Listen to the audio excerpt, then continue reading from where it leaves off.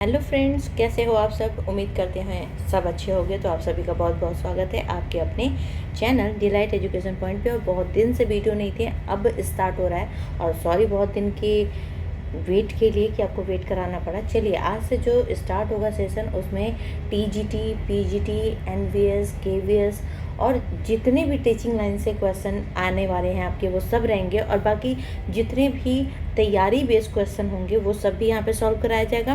तो चलिए सबसे पहले हम लोग जो आज का सेशन लेके आए हैं वो सेशन है वायरस। वायरस में यहाँ से एक भी क्वेश्चन बाहर नहीं आएगा। आप जान जाइए कि ये जो वायरस के क्वेश्चन है, ये इम्पोर्टेंट क्वेश्चन सीरीज़ है, ये जितने भी वायरस से रिलेटेड क्वेश्चन है वो सब यहाँ पे हैं। ठीक, तो सेशन को बहुत अच्छे से देखिएगा। और सबसे पहले हम लोग समझते हैं कि वायरस का मतलब क्या होता है। तो अगर हम वायरस समझें, वायरस, तो वायरस का मतलब होता है कि कोई भी विष समझते हैं, पॉइजन। ठीक है, वायरस का मतलब होता है पॉइजन, जिसको हम लोग कहते हैं विष। ठीक, दूसरी बात अगर हम बात करते हैं वायरस की, तो वायरस ना तो लिविंग है और ना ही क्या है भाई, पूरी तरह नॉन लिविंग है। ना तो नॉन लिविंग है तो है क्या, क्वेश्चन आता है तो है क्या। तो ये जो है एक तरीके से कह सकते हैं कि वायरस ना लिविंग है ना नॉन लिविंग है, ये दोनों के बीच का कनेक्टिव लिंक है। कनेक्टिव लिंक है, ये बात याद रखिएगा। ठीक, सबसे पहले अगर हम वायरस की बारे में, ये सारी बातें जो होंगी वो सब कुछ नोट्स में आपको मिलेगा, और नोट्स भी इसी तरह से आपके सामने आते रहेंगे। तो चलिए फिर हम लोग क्वेश्चन पे चलते हैं, और क्वेश्चन पे जो है कि कैसे क्वेश्चन शुरू करते हैं। तो आइए चलिए देखते हैं पहला क्वेश्चन। देखिए सबसे पहला क्वेश्चन जो है, विच of the following chemical interference with virus multiplication, जिसमें निम्नलिखित में से कौन सा रसायन विषाणु वायरस के गुणन में हस्तक्षेप करता है।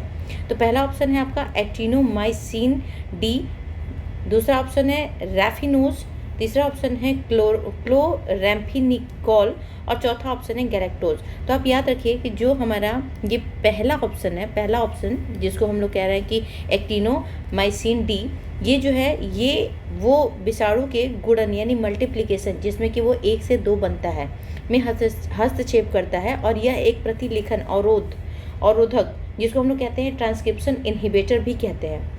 इनहिबिटर मतलब होता है रोक देना। ठीक है, इनहिबिटर मतलब रोक देना, और ट्रांसक्रिप्शन मतलब होता है भाई कि ट्रांसक्रिप्शन की प्रक्रिया को ये रोक देता है, जो डीएनए के द्विगुणन पर जुड़कर आरएनए पॉलीमरेज एंजाइम के आगे बढ़ने पर रोकता है, क्योंकि आरएनए पॉलीमरेज जो होगा वो ट्रांसक्रिप्शन में हेल्प करेगा। तो ये आरएनए पॉलीमरेज को रोक देता है आगे काम करने से।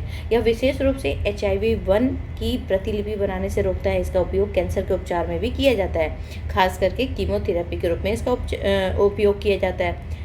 ठीक है, तो समझिए दूसरा क्वेश्चन जो है इंपॉर्टेंट, जिसमें virus synthesise their protein codes, विषाणु अपना प्रोटीन कोड का निर्माण करते हैं। तो कैसे करते हैं भाई, इनसाइड द होस्ट सेल के बाहर, आउटसाइड द होस्ट सेल पोषक कोशिका के बाहर, ठीक, both outside as well as inside of the cell, दोनों सेल के बाहर, पोषक कोशिका के अंदर व बाहर दोनों तरफ, ठीक, और इनमें से कोई नहीं। तो ये बात याद रखिए कि जब भी कभी हम बात करते हैं किसी भी विषाणु की, तो विषाणु एक्टिव कब होता है, जब किसी कोशिका के अंदर जाता है। तो पहला जो ऑप्शन होगा आपका राइट होगा, इनसाइड द होस्ट सेल, पोषक कोशिका के अंदर। हाँ देखिए पहला क्वेश्चन आपका पहला ऑप्शन जो होगा वो राइट होगा। अब देखिए व्याख्या देख लीजिए इसकी, कि विषाणु अपना प्रोटीन कोड, जिसे कैप्सिड कहते हैं, का निर्माण केवल पोषक कोशिका के अंदर करते हैं। कैप्सिड विषाणु का बाहरी सुरक्षात्मक आवरण होता है, जो विशिष्ट प्रोटीन इकाइयों जैसे कैप्सोमियर से बना होता है। कैप्सोमियर मतलब छोटे छोटे टुकड़े, और आपस में जुड़ जाते हैं तो उनको कैप्सिड कहते हैं। ठीक, तो चूंकि विषाणुओं में राइबोसोम जैसी अपनी स्वयं की प्रोटीन संश्लेषण मशीनरी नहीं होती है, इसलिए वे प्रोटीन निर्माण अर्थात क्या, अनुवादन, ट्रांसलेशन में प्रोटीन बनता है। तो ये बात आप सब जानते होंगे कि ट्रांसलेशन में प्रोटीन बनता है, अनुवाद में प्रोटीन बनता है। तो के लिए पूरी तरह पोषक कोशिका के राइबोसोम और अमीनो अम्ल का उपयोग करता है। तो ये बात समझ में आई होगी आपको। अब तीसरा क्वेश्चन है कि वायरॉइड आर बिलो, क्या है इनमें से वायरॉइड। पहला ऑप्शन है आपके पास कि हैविंग जेनेटिक मटेरियल डीएनए, जिसमें आनुवांशिक पदार्थ डीएनए हो, वो है viroid. Having genetic material RNA surrounded by protein coat, ऐसा आरएनए मटेरियल जिसको प्रोटीन कोट ने कवर किया हो, जिनमें प्रोटीन आवरण से घिरा हुआ आनुवांशिक पदार्थ आरएनए हो। Having genetic material DNA surrounded by protein code, जिनमें प्रोटीन से घिरा हुआ आनुवंशिक पदार्थ डीएनए हो। Having genetic material RNA not surrounded by protein code, जिसमें बिना प्रोटीन आवरण के आनुवंशिक पदार्थ आरएनए होता है। तो देखिए, याद रखिए कि वायरॉइड जो होता है, सबसे पहले तो जानिए वायरस जो होता है, वायरस के अंदर डीएनए होता है और डीएनए के बाहर जो होता है वो प्रोटीन होता है। तो जब हम खाली प्रोटीन की बात करते हैं तो प्रियॉन्स हो जाते हैं, और अगर हम वायरॉइड की बात करते हैं तो प्रोटीन कोड को हटा दीजिए। ठीक, तो ये दोनों डिफरेंस समझ में आया आपको। और वहीं पे विरियोइड अगर बोल दिया जाए तो ये दोनों प्रेजेंट होंगे। तो ये बात ना हमेशा याद रखिएगा। तो ऑप्शन आपका कौन सा सही हो जाएगा यहाँ पे? डी ऑप्शन सही हो जाएगा, क्योंकि वायरॉइड वो होते हैं जिनमें बिना प्रोटीन आवरण के आनुवंशिक पदार्थ आरएनए होता है। ठीक है, यहाँ पे देखिए लिखा भी हुआ है, वायरॉइड संक्रामक रोगजनक कण होते हैं जो केवल पौधों को प्रभावित करते हैं। ये आकार में विषाणुओं से बहुत छोटे होते हैं। इनमें आनुवंशिक पदार्थ के रूप में केवल एक वृत्ताकार एकल स्टैंडर्ड कम अणु भार वाला आरएनए होता है, जिनके चारों तरफ कोई भी प्रोटीन आवरण नहीं होता है।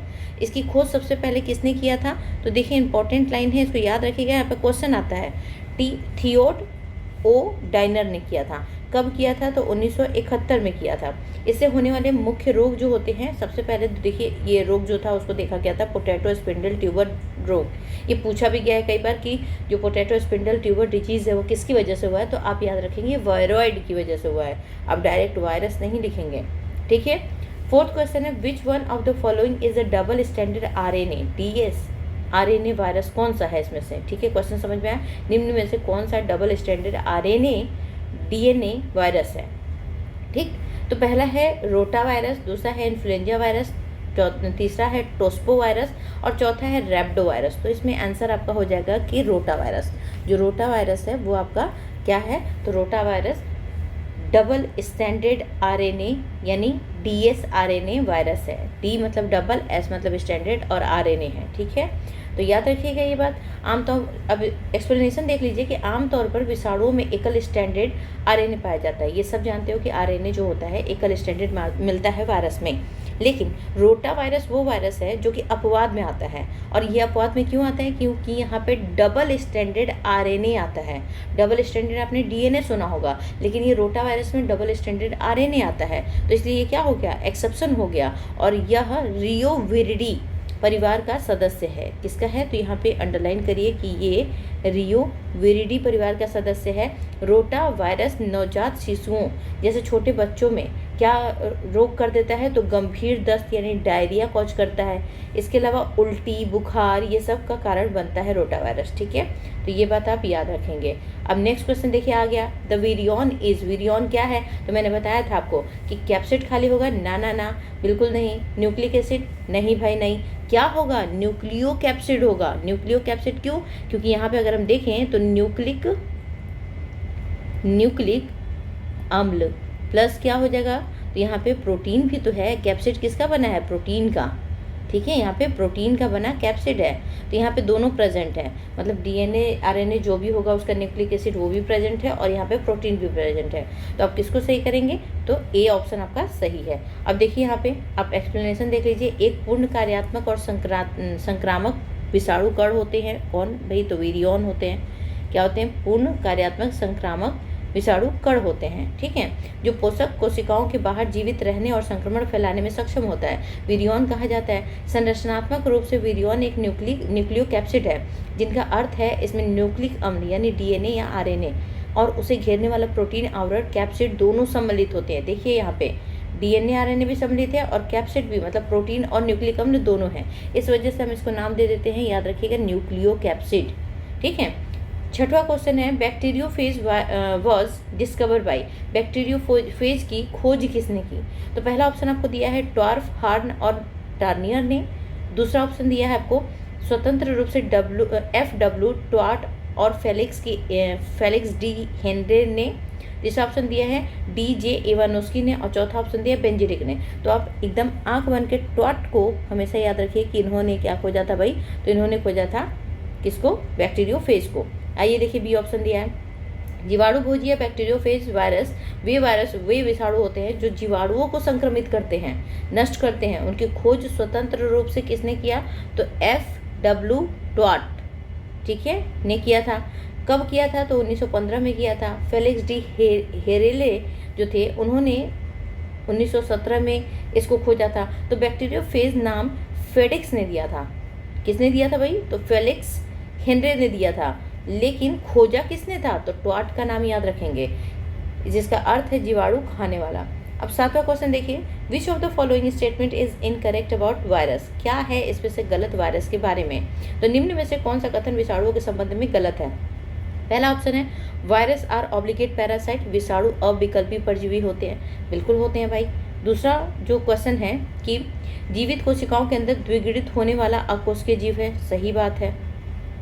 तीसरा ऑप्शन है विषाणु मितोपजीवी होते हैं।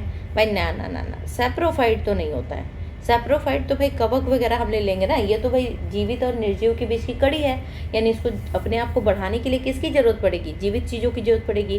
तो चौथा ऑप्शन है virus are composed of protein covering surrounding nucleic acid. Protein का आवरण बाहर रहता है, तो सही बात है, कैप्सिड होता है, कैप्सोमियर कहते हैं। तो हम सी ऑप्शन के साथ जाएंगे। यहाँ पे देखिए सी ऑप्शन दिया है। अब देखिए व्याख्या, यहाँ पे सी गलत है क्योंकि विषाणु कभी भी मितोपजीवी नहीं होते हैं। विषाणु अविकल्पी परजीवी होते हैं, ऑब्लिगेट इंट्रासेलुलर पैरासाइट होते हैं। मतलब ये जीवित में रहेंगे तो अपना जीवन चक्र चलाते रहेंगे, नहीं अगर जीवित में हैं तो निर्जीव में हैं तो कहीं पड़े रहेंगे। ठीक है, जो केवल जीवित पोषक कोशिकाओं के भीतर प्रजनन और गुणन कर सकते हैं। पोषक कोशिका के बाहर ये निर्जीव कणों की भांति व्यवहार करते हैं। 8वां क्वेश्चन है consider the following statement regarding AIDS. AIDS के लिए आप कौन सा स्टेटमेंट इसमें से सही है? पहला जो है संदर्भ में निम्नलिखित कथनों पर विचार करिए। पहला ऑप्शन है आपके पास कि इट इज कॉज, ये पहला ऑप्शन है, ठीक है, it is cause by retrovirus. ये रेट्रोवायरस से हुआ है। भाई इसने पूछा है कि कथनों पर विचार करिए, संदर्भ में निम्नलिखित कथनों पर विचार करिए। ठीक है, एड्स के बारे में इन पे विचार करना है। ठीक, दूसरा है it replicate with T4 lymphocyte, या T4 लसिकाओं के अंदर प्रतिकृति करता है। ठीक है, दूसरा ऑप्शन है आपका। तीसरा ऑप्शन है ELISA test detect the presence of virus particle. इसने बोला है एलिसा परीक्षण द्वारा वायरस के कणों का पता लगाया जाता है। कणों का पता नहीं लगाया जाता है, ये एकदम गलत है। ये वायरस मतलब ये एड्स को बताता है कि एड्स है, बट एड्स के जो HIV हैं उनके कितनी कण है इसका बिल्कुल भी पता इससे नहीं लगाया जा सकता, क्योंकि ये एंजाइम बेस्ड टेस्ट होता है। तो यहाँ पे ये बताया जा सकता है कि एड्स है कि नहीं है, लेकिन यहाँ पे ये नहीं बताया जा सकता है कि यहाँ पे एड्स के जो HIV वायरस है उसके कितने पार्टिकल हैं। तो आपका जो ये ऑप्शन है थर्ड वाला, वो यहाँ पे हो जाएगा कि भाई गलत है। तो देखिए यहाँ पे ऑप्शन समझिए, वर्षों तक प्रसुप्त रह सकता है। तो इसमें से बोला है कि ऑप्शन कौन सा सही होगा? पहला, दूसरा एंड तीसरा करेक्ट है। दूसरा, तीसरा और चौथा करेक्ट है। ठीक है, पहला, तीसरा और चौथा करेक्ट है, और पहला, दूसरा एंड चौथा करेक्ट है।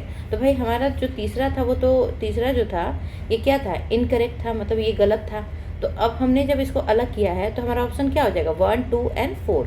तो आप इसके साथ जाएंगे। ऐसे आप ना जब भी क्वेश्चन आपके सामने आए तो इसे ध्यान से पढ़िए। ठीक है, यहाँ पे डी ऑप्शन के साथ हम लोग जाएंगे। कथन 1, 2 और 4 बिल्कुल सही है। HIV एक रेट्रोवायरस होता है जो मानव शरीर की प्रतिरक्षा प्रणाली की मुख्य T4 हेल्पर कोशिकाओं को नष्ट करता है। ये संक्रमण के बाद शरीर में कई वर्षों तक 6 से 10 वर्षों तक लगभग प्रसुप्त अवस्था है, डॉर्मेंट रह सकता है। कथन 3 आंशिक रूप से भ्रामक है, क्योंकि सामान्य पारंपरिक जो एलिसा टेस्ट वायरस का होता है वो सीधे नहीं बल्कि वायरस के खिलाफ शरीर द्वारा बनाई गई एंटीबॉडीज़ का पता लगाता है। ठीक है, और अतः इसे उपयुक्त संयोजन जो डी है वो हमारे पास सही है। नेक्स्ट क्वेश्चन, 9वां क्वेश्चन, कि निम्न में से विषाणुओं में आनुवंशिक पदार्थ DNA है। In which the following viruses DNA is the genetic material. आपको दिया है TMB में RNA है, MS2 में भी RNA है, T2 फेज जो है ना यहाँ पे DNA होगा। ठीक है, यहाँ DNA होगा, और यहाँ पे ऑप्शन भी सी दिया है। T2 जो बैक्टीरियोफेज होता है, ऐसा विषाणु है जो जीवाणु जैसे E. कोलाई को संक्रमित करता है, और इसमें आनुवंशिक पदार्थ जो होता है वो डबल स्टैंडर्ड DNA होता है। दूसरी ओर TMB की अगर बात करते हैं तो यहाँ TMB हो गया, MS2 हो गया, इसमें क्या होता है आनुवंशिक पदार्थ? तो RNA होता है। हर्षे और चेज ने 1952 में इसके बारे में क्या किया था? एक्सपेरिमेंट किया था, जो कि 12th के NCERT में आपको दिया भी है। ठीक, तो T2 फेज का उपयोग करके सिद्ध किया गया था कि DNA एक आनुवंशिक पदार्थ है। ठीक, 10वां क्वेश्चन है, Stanley B प्रोसिनर in 1982 suggested cause of scrappage disease in sheep. They had only protein capsid and no nucleic acid core they were cancelled. ठीक है, तो स्टैनले बी प्रोसिनर ने 1882 में भेड़ में स्क्रैपी रोग के कारक का सुझाव दिया था, जिसमें केवल प्रोटीन का कैप्सिड था। अब देखिए यहाँ पे ये आपको आंसर बता रहा है, प्रोटीन का कैप्सिड था, न्यूक्लिक अम्ल का कोर नहीं था, तो इन्हें क्या कहा गया था? प्रियॉन कहा गया था। ठीक है, एक देखिए अब यहाँ पे स्टैनले बी प्रोसिनर ने 1882 में खोज की थी। क्या खोज की थी भाई? तो खोज की थी कि भेड़ में होने वाले स्क्रैपी रोग का और मनुष्यों में होने वाले क्रूटसफेल्ड जैकब रोग, जिसमें क्या होता है, जिसके कारण जीवाणु या विषाणु नहीं, लेकिन इसमें त्रुटिपूर्ण मुड़ा हुआ संक्रामक प्रोटीन अणु है, जिसे हम क्या कहते हैं? तो प्रियॉन्स नाम देते हैं। ठीक है, और ये जो प्रियॉन्स होता है ये न्यूक्लिक अम्ल नहीं रखता। ठीक है, तो इस असाधारण खोज के लिए इनको 1997 में चिकित्सा का नोबेल प्राइज भी दिया गया था, याद करिए। ठीक है, 1997 में इनको प्राइज भी मिला था। और कब खोजा था भेड़ में? तो 1982 में खोजा था। ठीक, नेक्स्ट क्वेश्चन है, in 1967 Diener and Raymer reported cause of potato spindle tuber some organism having nucleic acid but no protein capsid, they were called। देखिए अभी ऊपर आपने पढ़ा था, ठीक है, ऊपर एक क्वेश्चन में था, सन 1967 में डाइनर और रेमन ने आलू के तरकुकंद रोगों का कारण कुछ ऐसे जीवों को माना जिसमें न्यूक्लिक अम्ल था। ये इंपॉर्टेंट लाइन आपको आंसर बता रहा है, न्यूक्लिक अम्ल था लेकिन प्रोटीन का कैप्सिड नहीं था। तो आँख बंद करके आप वायरॉइड लगाएंगे, आपको देखिए दिया है ना, वायरॉइड लगाएंगे। सन 1967 से 1971 के दौरान टी.ओ. डाइनर और रेमन ने पाया कि आलू में पोटैटो स्पिंडल ट्यूबर रोग उत्पन्न करने वाले कारक विषाणु से छोटे होते हैं, जिनमें केवल नग्न एकल स्टैंड आरएनए पाया जाता है और प्रोटीन आवरण अनुपस्थित होता है। इसे उन्होंने वायरॉइड नाम दिया। ठीक है, नेक्स्ट क्वेश्चन है, virus is made up of विषाणु बना होता है। वायरस जो है वो विषाणु किससे बना होता है? तो भाई इसमें देखिए प्रोटीन और डीएनए आरएनए दोनों होता है, तो टी के साथ जाइए आप, क्योंकि एक पूरा वायरस जो होता है उसमें बीच में कोर होता है और बाहर कैप्सिड होता है। तो जो कोर होता है वो किसका बना होता है? न्यूक्लिक अम्ल का बना होता है, जिसमें डीएनए या आरएनए आएगा। ठीक, और जो बाहर का कोट है वो कैप्सोमियर का बना है, जिसको हम लोग कैप्सिड भी कहते हैं। क्लियर? तो रासायनिक रूप से विषाणु एक न्यूक्लियो प्रोटीन है, ये बात आप समझ लीजिए।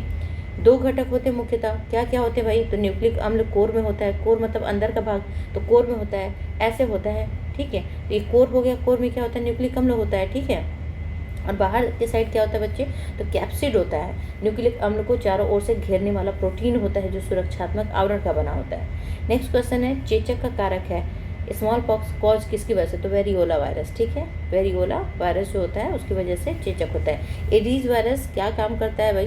तो एडीज जो वायरस होता है वो जनरली आपको डेंगू फैलाएगा। ठीक है, आगे देखिए, आगे हम लोग यहाँ पे देख लेते हैं, चेचक या स्मॉल पॉक्स एक अत्यधिक संक्रामक और घातक बीमारी है जो वेरियोला वायरस के कारण होता है। ठीक है, और यह हवा की बूंदों या रोगी के सीधे संपर्क से फैलता है।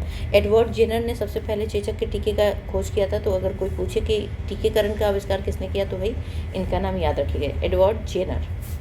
इन्होंने टीकाकरण का आविष्कार भी किया था। तो यहाँ से एक क्वेश्चन और बन सकता है आपका, विश्व स्वास्थ्य संगठन WHO के वैश्विक टीकाकरण अभियान के परिणाम स्वरूप वर्ष 1980 में इस बीमारी को पूरी दुनिया में उन्मूलन किया गया, मतलब हटाया गया।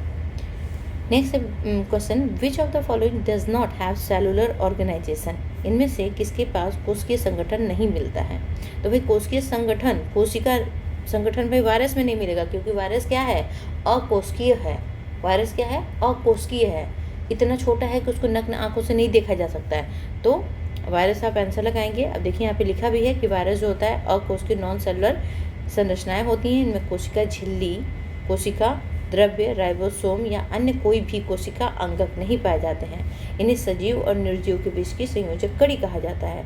और जबकि आर्कियोबैक्टीरिया जो है पीपीएलओ आर्कियोबैक्टीरिया, माइकोप्लाज्मा जिसको कहते हैं पीपीएलओ, रिकेट्सियाई, ये सब के सब प्रोकैरियोटिक हैं और कोशिकीय संगठन से बने हैं।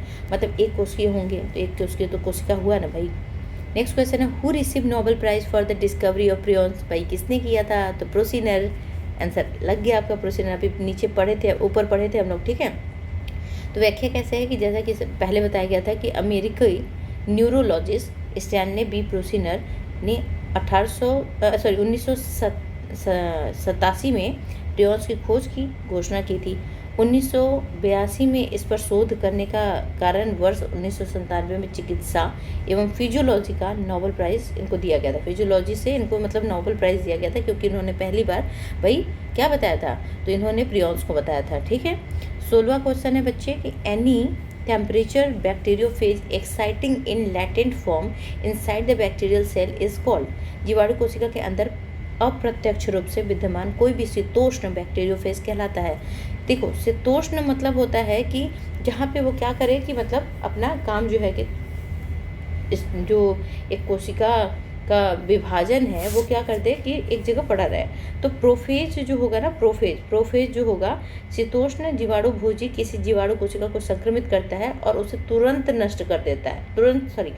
शीतोष्ण मतलब पड़े रहना, मैंने ये बताया ना, पड़े रहना, तो वो तुरंत नष्ट नहीं करता। उसकी बजाय उसका जो वायरल डीएनए होता है वो जीवाणु के गुणसूत्र के साथ जुड़ जाता है। तुरंत क्या होता है, तुरंत नहीं उस पर एक्टिव होगा, वो क्या करेगा, पड़ा रहता है और पहले जुड़ता है। जो होस्ट को उसने हॉस्टेज किया है, पकड़ा है, उसके जो जेनेटिक मटेरियल है उससे जुड़ेगा और जुड़कर निष्क्रिय या सुप्त अवस्था में पड़ा रहता है। जीवाणु गुणसूत्र के साथ एकीकृत इस फेज को हम डीएनए के प्रोफेज के नाम से जानते हैं और इस जीवन चक्र को हम क्या कहते हैं, लाइसोजेनी कहते हैं। याद रखिएगा, लाइसोजेनी से भी क्वेश्चन पूछ देगा। तो प्रोफेज जहाँ पे मिलता है उसी को लाइसोजेनी कहते हैं। प्रोफेज क्या है भाई कि चुपचाप पड़ा रहेगा, तब तक पड़ा रहेगा जब तक कि वो उस लायक नहीं हो जाएगा कि किसी पे हमला कर सके। ठीक, इसके लिए क्या करेगा, जहाँ पे जिस के घर में घुसेगा सेंध मारेगा, उसके घर में घुस के उसकी पहले सारी चीज़ों को समझेगा, उनके परिवार से जुड़ेगा और फिर क्या करेगा, उन पर हमला करेगा। ठीक, निम्नलिखित में से किस वायरस जीनोम को मिनी क्रोमोसोम भी कहा जाता है? विच of the following virus genome is also called a mini chromosome? तो भाई इसको कहते हैं SV40 को, याद कर लीजिए। सीमियन वायरस 40 के जीनोम को मिनी क्रोमोसोम कहा जाता है। ऐसा इसलिए है क्योंकि इसका डबल स्टैंडर्ड वृत्ताकार circular dsDNA double standard DNA genome पोषक कोशिका के हिस्टोन प्रोटीन के साथ मिलकर ठीक उसी तरह की न्यूक्लियोसोम संरचनाएं बनाता है जैसे कि यूकेरियोटिक कोशिकाओं के क्रोमेटिन में पाया जाता है। 18वां क्वेश्चन है a virus infecting a bacterium is called. भाई बैक्टीरियोफेज कहलाएगा, ये तो सिंपल सी बात है कि बैक्टीरियोफेज कहलाएगा। तो जीवाणु को संक्रमित करने वाली विशिष्ट जो विषाणु होते हैं उनको बैक्टीरियोफेज कहा जाता है। उदाहरण के लिए आपको T1 फेज, ठीक है, T2 फेज, T4 फेज, ये सब ई कोलाई पर आक्रमण करते हैं। 19वां क्वेश्चन है a substance by the host in response to viral infection but protecting it from further viral infection is called interference. ठीक है, हम एक वायरस से जो है कि विषाणु संक्रमण के फलस्वरूप होस्ट में उत्पन्न पदार्थ जो उससे भावी विषाणु मतलब आने वाले समय में कोई विषाणु उस पर हमला करे तो उसके लिए काम किया जाता है। तो भाई एक बात जानिए कि एक माइक्रोब से निकाला हुआ मतलब जो विषाणु है उसके जहर को निकाल के हम एक नया तैयार करते हैं जिससे कि हम वैसा मिलता जुलते जो वायरस होंगे उनको ख़त्म कर सके, तो उसको इंटरफेरॉन्स कहते हैं। ठीक है, आइए सी ऑप्शन है जब कोई कशेरुकी कोशिका विषाणु से संक्रमित होती है तो वह आत्मरक्षा और आसपास की स्वस्थ कोशिकाओं को सचेत करने के लिए एक विशेष ग्लाइकोप्रोटीन का स्राव करता है। क्या ग्लाइकोप्रोटीन का स्राव करता है जिसे हम इंटरफेरॉन्स कहते हैं। IFN भी लिखा रहता है कहीं कहीं। इंटरफेरॉन्स स्वस्थ कोशिकाओं में जाकर ऐसी प्रोटीन का निर्माण प्रेरित करते हैं जो वायरस के ट्रांसलेशन जहाँ पे प्रोटीन बनेगा, RNA से प्रोटीन बनने की क्रिया को ट्रांसलेशन कहते हैं, की प्रक्रिया को रोक देता है जिससे वायरस का आगे प्रसार रुक जाता है।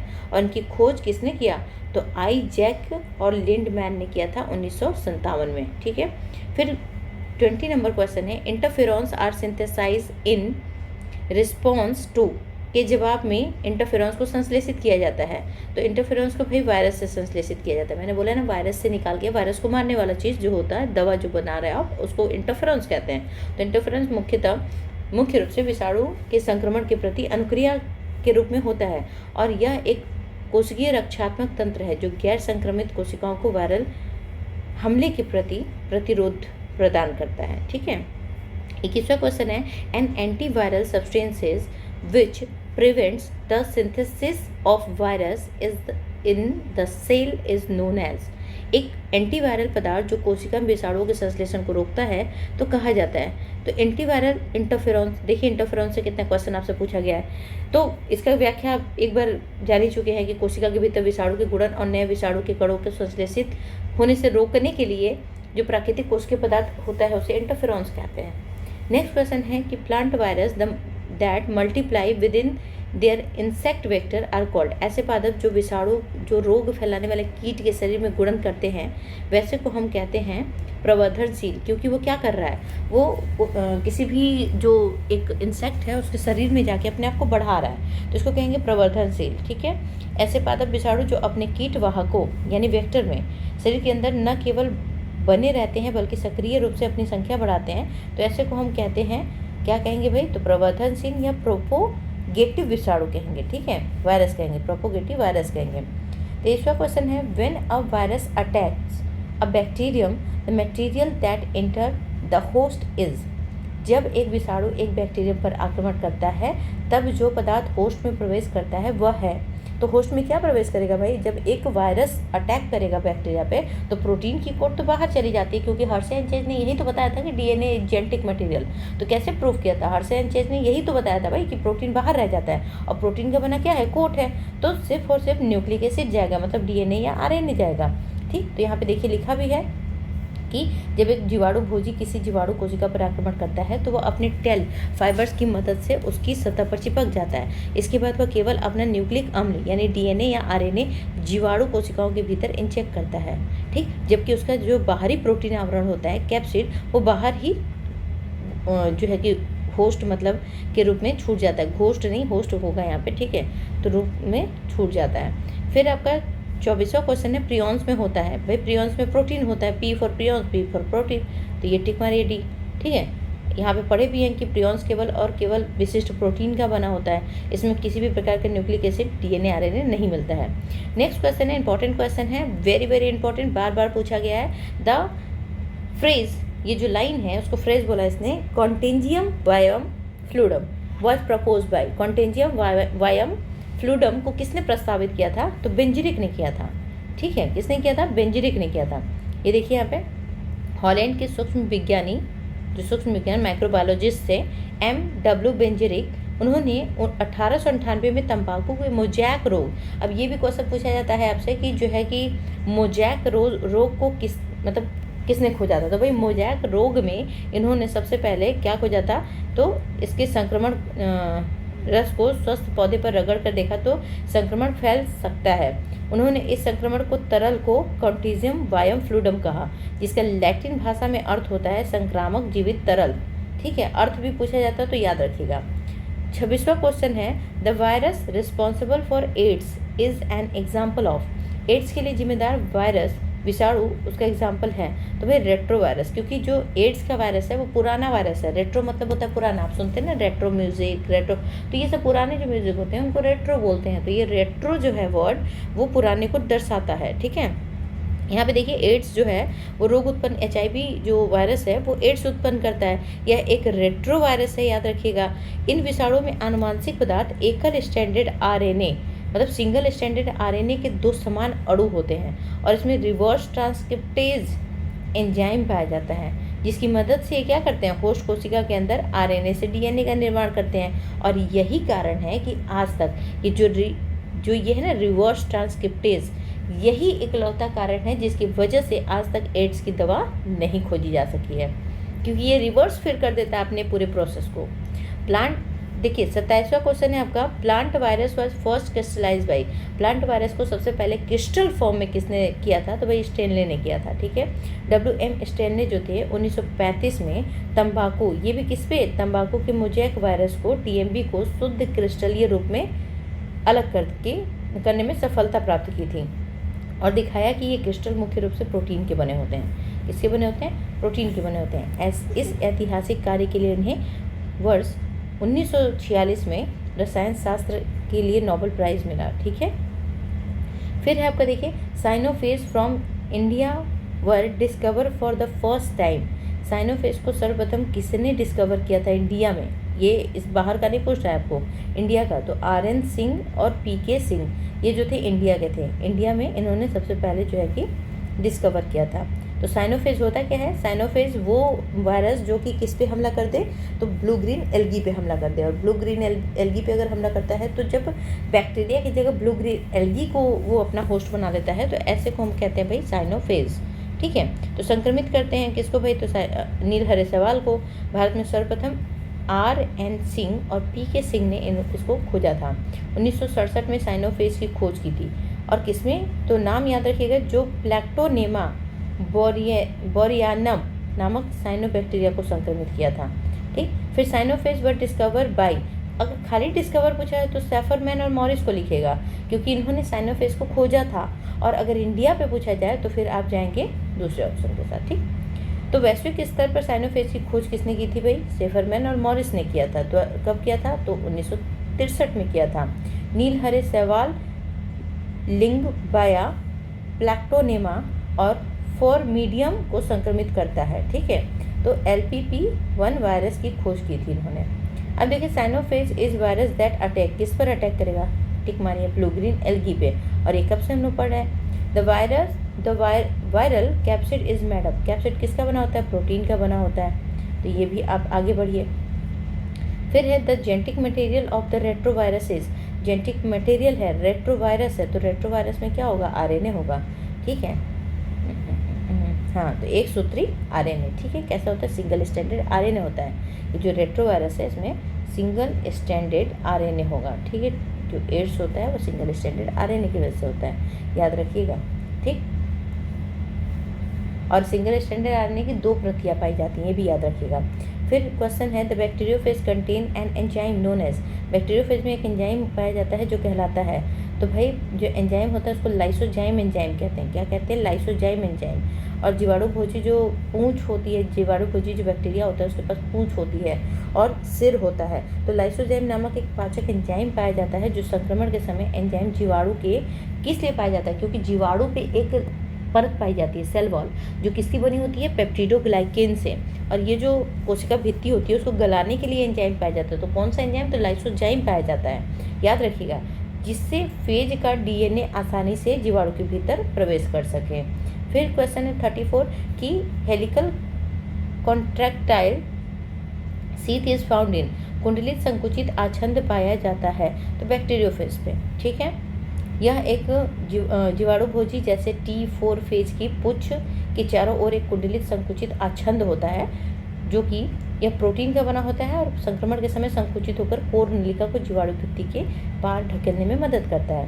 नेक्स्ट 35 नंबर क्वेश्चन है, a T series bacteriophage can be recognise by its, एक टी श्रेणी के जीवाणु भोजी की पहचान की जाती है, तो टैडपोल आकार से। ठीक है, ये भी क्वेश्चन वायरल है, बार बार पूछा जाता है। तो T series bacteriophage T2 T4 ये सब जो होते हैं वो मेढक के बच्चे यानी टैडपोल की तरह दिखते हैं। इनमें एक बड़ा बहुकोणीय सिर हेड होता है और एक बेलनाकार पूंछ होता है, टेल जिसको कहते हैं। तो 36वां क्वेश्चन है, देखें, विच of the following disease is cause by virus, virus के द्वारा कौन सा इसमें से डिजीज होता है, पोलियो वायरस होता है वायरस से, और ये तीनों के तीनों ना बैक्टीरियल है, बैक्टीरिया की वजह से होता है। सॉरी, तीनों नहीं, यहाँ पे देखिए 2,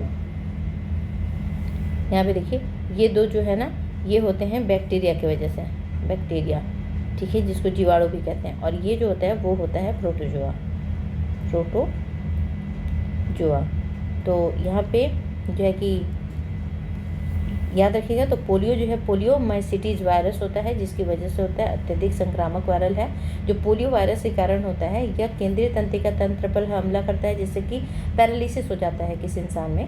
और जनरली बाकी रोग जो है वो बता दिया मैंने कि बैक्टीरिया और जीवाणु से होते हैं।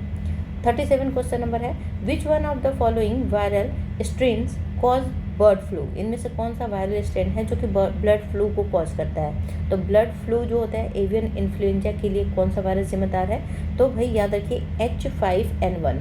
क्या होता है भाई, H5N1 वायरस जो है वो ब्लड फ्लू करता है। ठीक है, तो याद रखिएगा, आमतौर पर ब्लड फ्लू करता है। और बाकी जो H1N1 वायरस है वो स्वाइन फ्लू का है, बहुत सुना था आपने स्वाइन फ्लू।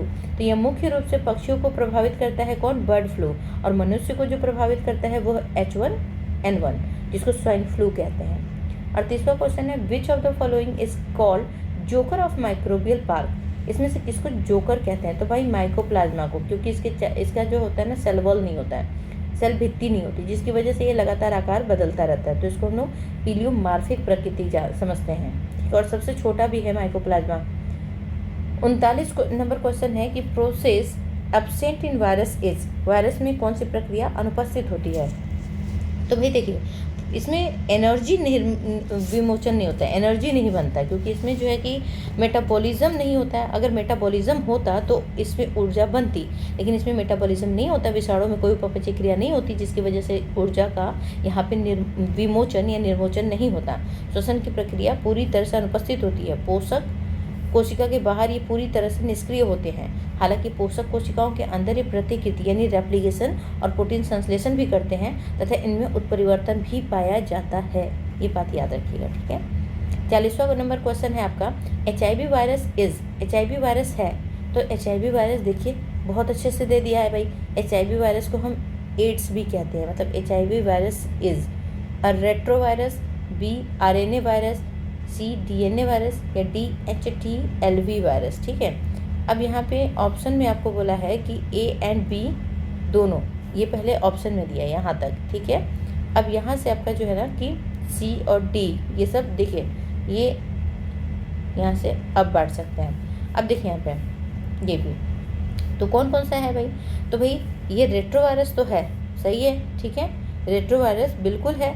और अगर हम देखें बी RNA, तो RNA भी होता है, सिंगल स्टैंडर्ड RNA, तो रेट्रो है, सिंगल स्टैंडर्ड RNA है। और भाई एक चीज़ और है कि अगर हम D देखें तो D में क्या है ये, ठीक, तो D में भाई HTLV3 भी कहते हैं, तो हमारे पास ऑप्शन C सही होगा, ठीक है। कौन सा ऑप्शन? C। तो HIV जो होता है यहाँ पे देखिए दिया भी है कि रेट्रोवायरस कहा जाता है, कथन A सही है। आनुवंशिक पदार्थ RNA होता है, कथन B भी सही है। और पूर्व में HTLV third human T cell lymphotropic virus भी कहा जाता है, ठीक। तो यहाँ पे ऑप्शन आपका C विल बी राइट, ठीक। 41 नंबर क्वेश्चन है, the virus which paralyzing the member of blue green algae are known as, तो साइनोफेज कहते हैं इसको, ठीक। ये कब से आप पढ़ रहे हैं। फिर है वायरॉइड आर, वायरॉइड क्या होते हैं? तो संक्रामक प्रोटीन, ना संक्रामक न्यूक्लिक एसिड, ऑफकोर्स यही होगा, तो जो है कि बी, आप बी को सही करिए, ठीक। और क्यों होता है, कब से पढ़े जा रहे हैं आप, तो इसको फिर से क्या बताऊँ। 43 जो है, enzyme are absent in, enzyme किस में एब्सेंट होता है? तो एंजाइम्स जो होते हैं वो आपके वायरस में एब्सेंट होते हैं। किस में होता है? तो भाई बैक्टीरियोफेज वायरस में होता है, लेकिन बाकी वायरस में एब्सेंट होता है। तो आप ये जानिए, क्योंकि वहाँ पे देखिए मेटाबॉलिज्म नहीं होता है। जब मेटाबॉलिज्म नहीं होता है तो मेटाबॉलिज्म की क्रिया करने के लिए तो एंजाइम उपस्थित होते हैं ना, तो जो मेटाबॉलिक एंजाइम होते हैं पूरी तरह अनुपस्थित होते हैं। यहाँ पे पूछा है एंजाइम, ठीक है, तो मेटाबॉलिक एंजाइम जो होते हैं पूरी तरह अनुपस्थित होते हैं। इसी कारण पोषक कोशिका के बाहर इनमें कोई जैव रासायनिक प्रक्रिया नहीं होती। और नोट में कुछ लिखा है कि कुछ विशिष्ट वायरस केवल कोश कोशिका में प्रवेश पाने या प्रतिकृति शुरू करने के लिए गिने चुने एंजाइम जैसे रिवर्स ट्रांसक्रिप्टेज या लाइसोजाइम इत्यादि रखते हैं। जैसे कि रिवर्स ट्रांसक्रिप्टेज कहाँ मिल रहा था? तो हम लोग जानते हैं कि ये किस में मिल रहा था भाई, याद करो, एड्स में मिल रहा था। और अगर लाइसोजाइम की बात करते हैं तो लाइसोजाइम कहाँ मिल रहा था? बैक्टीरियोफेज में मिल रहा था, ठीक। 44 क्वेश्चन नंबर है, single standard DNA is found इन, एकल सूत्री DNA किस में मिलता है? तो एकल सूत्री DNA जो होता है वो किस में मिलता है? तो 5174 वायरस में। ये आपका किस में है भाई? तो आपके NCERT में भी दिया हुआ है, जानते रहिए, ठीक है। बैक्टीरियोफेज वायरस में पदार्थ एकल standard DNA, single standard DNA मिलता है। और एक क्वेश्चन और यहाँ से इंपॉर्टेंट है कि इसमें कुल जो होता है कितने न्यूक्लियोटाइड होते हैं? तो 5386 न्यूक्लियोटाइड, 5386 न्यूक्लियोटाइड होते हैं। इसको किसने खोजा था? तो सिंस हाइमर ने कब खोजा था? तो 1959, ठीक है, 1959 में खोजा था। 45 क्वेश्चन नंबर है, a plasmid which become integrated into host chromosome and replicate simultaneously is called, एक प्लाज्मिड जो होस्ट क्रोमोसोम में एकीकृत हो जाता है और साथ ही साथ एक साथ दोहराता है इस क्रिया को, तो उसे हम कहते हैं ईपीसोम्स कहते हैं, ईपीसोम्स, ठीक है। ईपीसोम्स का मतलब होता है, ध्यान दीजिएगा, कि जब कोई जीवाणु का जो प्लाज्मिड है जीवाणु का, वो क्या होता है कि अतिरिक्त गुणसूत्रीय DNA मुख्य जीवाणु गुणसूत्र के साथ, जो मुख्य गुणसूत्र है उसके साथ जुड़ जाए और जुड़ के मतलब इंटीग्रेट होने की क्षमता रखता है और गुणसूत्र के साथ ही द्विगुणन करता है, उसे ईपीसोम कहा जाता है। तो ये सबसे अच्छा एग्जाम्पल है एफ फैक्टर प्लाज्मिड का, ठीक, याद रखिएगा। 46 क्वेश्चन नंबर है, the smallest free living organism is, सबसे छोटा मुक्त जीवी क्या है? तो भैया माइकोप्लाज्मा है, सबसे छोटा है बेचारा। तो इसकी जो साइज होती है 0.1 से 0.25 माइक्रोमीटर होती है, और वायरस सबसे छोटे, ये वायरस इनसे छोटे होते हैं, ठीक है, वायरस इनसे छोटे होते हैं, लेकिन वे स्वतंत्र रूप में नहीं रहता है। उसने फ्री लिविंग पूछा है, अगर फ्री लिविंग नहीं पूछता तो आप लिख सकते थे वायरस को। नेक्स्ट क्वेश्चन है, पीपीएलओ इज, पीपीएलओ क्या है? तो भाई पीपीएलओ आपका जो है कि प्रोकैरियोटिक है। ये आपके एनसीईआरटी में भी लिखा हुआ है, क्योंकि सबसे छोटा है, प्लूरोपनिमोनिया लाइक ऑर्गेनिज्म। और इसकी अगर बात करते हैं तो प्रोकैरियोटिक है, इसमें सुस्पष्ट केंद्रक नहीं होता, झिल्लीदार कोशिकांग नहीं होते, और इसके अलावा सेल वॉल नहीं होता, इसीलिए इसको joker of the plant kingdom, animal kingdom ये सब कहा जाता है, माइक्रोबायोलॉजी का जोकर कहा जाता है। तो इतनी बातें इनके बारे में याद रहेगी आपको, ठीक है। 48वां क्वेश्चन जो है वो है, bacteriophage that lyse the bacterial cell shortly after infection are termed as, ऐसे जीवाणु भोजी जो बैक्टीरियल कोशिका पर संक्रमण के तुरंत पश्चात उसका लयन कर देते हैं, मतलब खत्म कर देते हैं, तो उसको हम लोग कहते हैं वायरुलेंट। वायरुलेंट मतलब खतरनाक। तो ऐसे उग्र जीवाणु भोजी को जीवाणु कोशिका को संक्रमित करने के तुरंत बाद तीव्रता से अपनी संख्या बढ़ाने और जीवाणु की कोशिका भित्ति को तोड़कर लाइज कर बाहर निकल आने, उसे लयनकारी या वायरुलेंट कहा जाता है, ठीक है। बैक्टीरियोफेज आर मेडअप, भाई किसके जरिए मेडअप होता है भाई?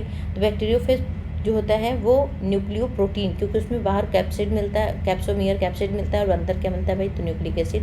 तो ये लगाइए, ठीक। फिर 50वां क्वेश्चन है, विच of the these normally has only one type of nucleic acid either DNA और आरएनए, इनमें से कौन है सामान्यतः जिनमें न्यूक्लिक अम्ल पाया जाता है या तो डीएनए या तो आरएनए? तो भाई वायरस है, या तो आरएनए रखेगा या तो डीएनए रखेगा, दोनों नहीं रख सकता, ठीक है, ठीक। जबकि जीवाणु कवक और एक्टिनोमाइसिटीज में डीएनए और आरएनए दोनों पाया जाता है, ये बात जानते रहेगा। 51 क्वेश्चन नंबर है, T4 bacteriophage can B grown, T4 bacteriophage का विकास किया जा सकता है तो ई कोलाई के अंदर इन आर्टिफिशियल ट्रीटमेंट मीडियम ए और बी, भाई दोनों में किया जा सकता है। जब हम वायरस का हमको मतलब वायरस का जो है कि कृत्रिम संवर्धन ही करना है तो ये हम दोनों जगह कर सकते हैं, ठीक।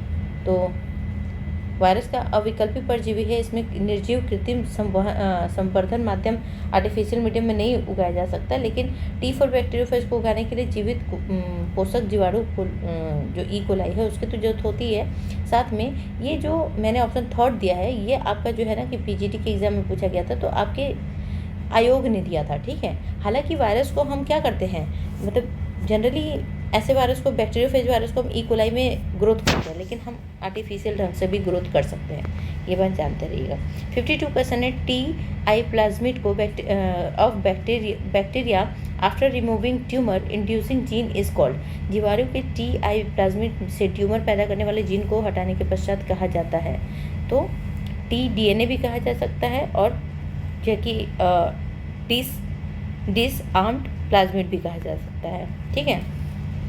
तो जनरली एग्रोबैक्टीरियम जो ट्यूमर फैसियंस जीवाणु के TI प्लाज्मिड के विशिष्ट भाग को काटकर अलग कर दिया जाता है, तो पौधों में स्थानांतरित किया जाता है, तो TDNA यानी ट्रांसफर DNA कहा जाता है। जब हम ट्यूमर पैदा करने वाले हानिकारक जीनों को नष्ट कर देते हैं ताकि वह केवल वांछित जीन को स्थानांतरित कर सके, तो इस रूपांतरित वाहक को डिसआर्म्ड वेक्टर या हानिकारक रहित प्लाज्मिड भी कहा जाता है। तो पुस्तक के जो विकल्प है C, TDNA सही चिन्हित है, ठीक है। तो C क्या है भाई? तो C आपका देखिए यहाँ पे C जो है TDNA क्या है, तो यही है। आगे देखिए, नेकेड वायरस का नग्न विषाणु है, तो नग्न विषाणु जो है वायरॉइड है, क्योंकि उसमें कवर नहीं मिल रहा है, प्रोटीन की लेयर नहीं मिल रही है बाहर। Viral replication within cell is inhibited, कोशिका विषाणु के द्विगुणन को रोकता है, तो द्विगुणन को रोकता है भाई, तो IFN जिसको हम लोग क्या बोलते हैं, तो कोशिका के भीतर वायरल रेप्लिकेशन को रोकने के कार्य जो होते हैं वो इंटरफेरॉन्स करते हैं। बताया था ना, IFNS को हम इंटरफेरॉन्स भी कहते हैं। तो the term virus was introduce by, किसने दिया था भाई? टर्म वायरस जो है वो लुई पास्चर ने दिया था, ठीक है। टर्म की बात हुई है, मतलब शब्द जो वायरस है किसने दिया था भाई? तो शब्द जो वायरस है लुई पास्चर ने दिया था। और इवानोस्की ने तंबाकू मोज़ेक रोग के कारण में इसकी पुष्टि की थी कि वायरस होता है, ठीक है। तो इवानोस्की को हम मान सकते हैं कि वायरस की खोज किए थे, एक तरीके से बोले तो। 56 क्वेश्चन नंबर है, capsid of virus is made of, virus का कैप्सिड बना होता है, तो वायरस का कैप्सिड बना होता है भाई प्रोटीन का बना होता है, ठीक। और म्यूकोप्रोटीन जो है ना वो कहाँ मिलता है, तो ये याद रखिएगा बैक्टीरिया की बात कर रहा है। सेलुलोज कहाँ मिल रहा है, एल्गी में मिल रहा है, ये बैक्टीरिया में मिल रहा है। और ये कहाँ मिल रहा है भाई, तो ये जो है आप बात कर सकते हैं कि बाकी जगह पे मिलता है, जैसे कि कुछ ऐसे भी जो होते हैं, क्या बोलते हैं कि एल्गी, या फिर आप कुछ बात कर सकते हैं कवक वगैरह की, ठीक है। आगे देखिए यहाँ पे, which one of following is neither a prokaryote नर एंड यूकैरियोट। इनमें से क्या, ना तो ये प्रोकैरियोट है और ना है तो यहाँ पे यूकैरियोटिक है। तो टीएमबी वायरस है, तो वायरस जो है कि ना तो प्रोकैरियोटिक है ना तो यूकैरियोटिक, ये अकोष्ठीय हैं। इन पे भाई सिंपल सी बात है। एड्स और एक्वायर्ड इम्यून डिफिशियंसी सिंड्रोम इस कॉज किसके कारण होता है, तो अभी ऊपर बताया मैंने, तो ये ऑप्शन डी के साथ चाहिए, क्योंकि ये देख रहे हैं आपको यहाँ पे सब मिल जा रहा है। ये सब के सब ना एड्स वायरस के नाम है, आप याद कर लो, ठीक। फिर अगर हम बात करते हैं 59, outside of the living cell the virus particle is called. अगर हम जीवित कोशिका के बाहर वायरस के कण को निकाल दें तो हम उसको कहेंगे भाई विरियन।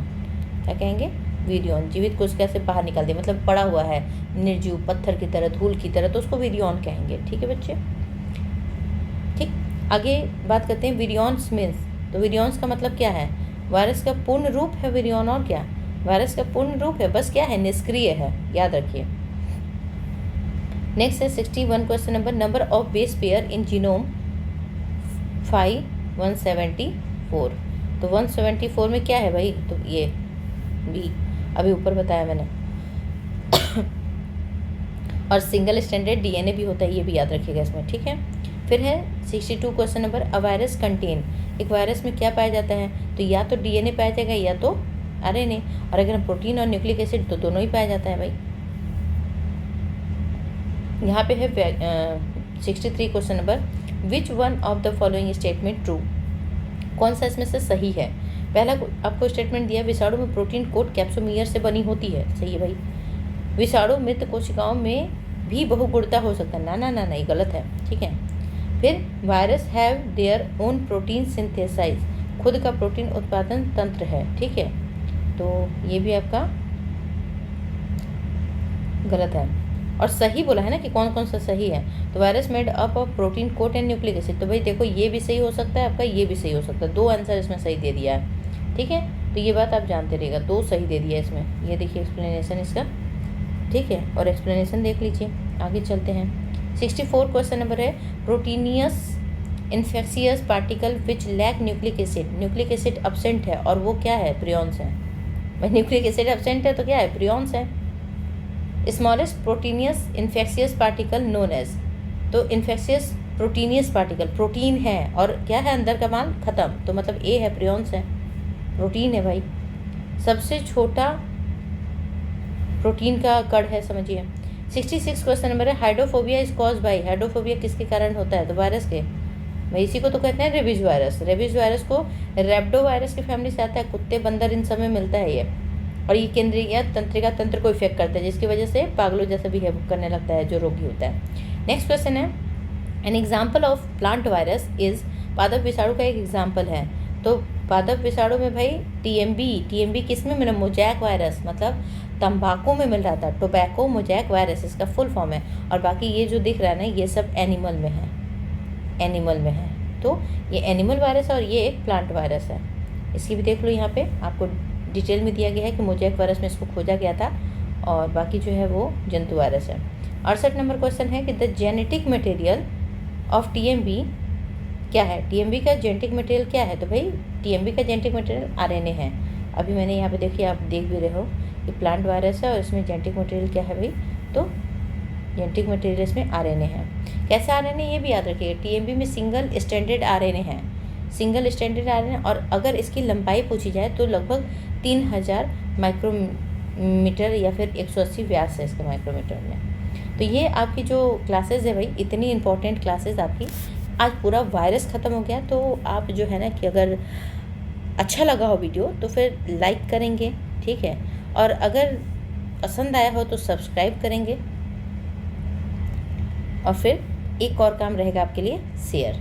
ये कर दीजिएगा, ठीक है। और बाकी ना इससे रिलेटेड जो टॉपिक है, टॉपिक का भी वीडियो बहुत जल्दी अपलोड कर देंगे। तो ऐसे करते करते ना जो इंपॉर्टेंट क्वेश्चन जिस टॉपिक से होगा वो सारे के सारे क्वेश्चन एक सेशन में ख़त्म किया जाएगा। तो इसी तरह आप फिर मिलिए हम लोग से, और तब तक के लिए क्या करेंगे, हंसते रहे, मुस्कुराते रहे और सभी जो है कि पढ़ते रहिए।